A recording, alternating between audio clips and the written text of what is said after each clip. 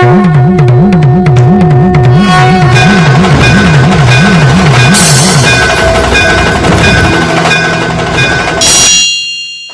तो दोस्तों भारतीय इतिहास ऐसी अनेकों वीर गाथाओं से भरा पड़ा है जिसे सुनकर आज के जमाने में यकीन करना मुश्किल हो जाता है। सर कटने के बाद धड़ का लड़ना और शेर को जबड़े से पकड़कर फाड़ डालना, दुश्मन को घोड़े सहित काट डालना, जैसे किस्सा आपने सुने भी होंगे और पढ़े भी होंगे। लेकिन क्या दोस्तों आपने कभी सुना है एक ऐसा योद्धा जो युद्ध के मैदान में ही अपना सर बुलाया था? जी हाँ दोस्तों, तो आज के इस वीडियो में हम आपको बताएंगे, ऐसे अज्ञात वीर की कहानी से रूबरू करवाएंगे। तो दोस्तों उम्मीद है आप इस वीडियो को लाइक जरूर करेंगे। तो चलिए दोस्तों शुरू करते हैं। दरअसल दोस्तों ये कहानी है छापोली ठिकाने के ठाकुर सुजान सिंह शेखावत की। जब 22 साल के सुजान सिंह बारात लेकर ब्याह करने निकले थे, दुल्हन की मांग भरी थी, अपनी कुलदेवी को प्रणाम किया और फिर अपनी नई नवेली दुल्हन के साथ अपनी रियासत की तरफ विदा हुई ही थी कि तभी एक संदेशवाहक आया और सुजान सिंह से बोला, कुल में है तो जान सुजान, फौज देवरे आई। 22 वर्ष के सुजान सिंह कुछ समझे नहीं और अपने सरदारों की ओर देखा। किसकी फौज किस मंदिर पर आई है? सरदारों ने कहा, हुकुम दाराफ खान के नेतृत्व में औरंगजेब की फौज ने खंडेला गांव के बाहर डेरा जमा लिया है। सुबह की आरती से पहले वे नगर के सबसे बड़े मंदिर को तोड़ देंगे, साथ ही 100 गायों को मारने की मुनादी कर चुके हैं। पूरा गांव खाली हो चुका है और ये दो चाहता है कि आप युद्ध में जाकर लड़े। पर बारात में आए बड़े बुजुर्गों ने इस बात को अनसुना करके बारात को आगे बढ़ा दिया। तभी संदेशवाहक ने पीछे से कहा, अरे अब वीर शेखा जी की धरती पर राजपूत बचे ही कहाँ हैं? यह बात सुनते ही राजपूतों के कदम रुक से गए। ठाकुर सुजान सिंह ने अपने घोड़े को घुमाया और खंडेला की तरफ कूच कर दिया। उनके पीछे पीछे तमाम राजपूत अपनी तलवारों को निकालकर युद्धभूमि की तरफ निकल पड़े। सभी राजपूत खंडेला गांव के मोहनदेव मंदिर पर जाकर रुके, द्वारकाधीश के आगे अपना सिर झुकाया और सभी 50 राजपूत मंदिर को घेर कर खड़े हो गए।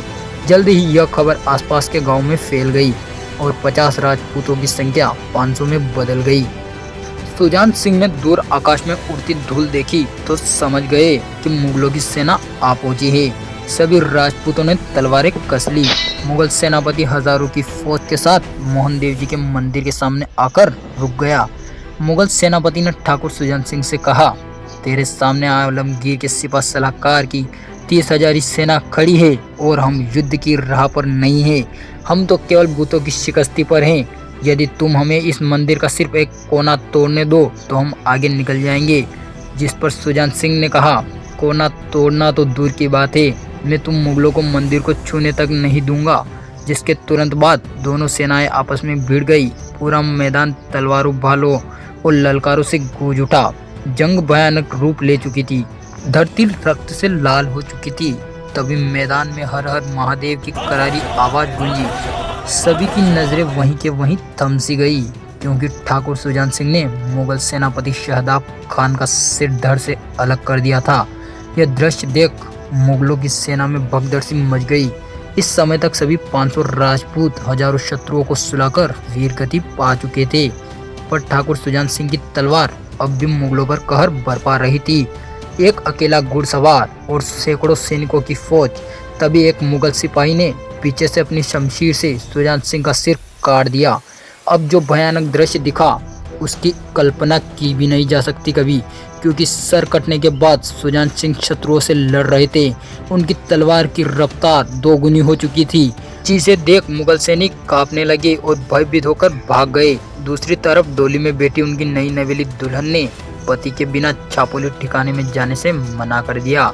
उसने अपनी दासियों से कहा, मुझे भी खंडेला ले चलो जहाँ मेरा पति मुगलों की लाशें बिछा रहा है।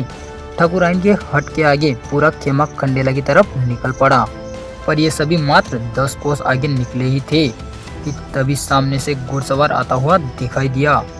ठाकुराइन ने अपना जत्था रुकवाया और अकेले घुड़सवार की तरफ दौड़ पड़ी और जोर से चीख पड़ी, ये तो हमारे ठाकुर साहब है, लेकिन ये क्या, हाथ में खून से सनी तलवार।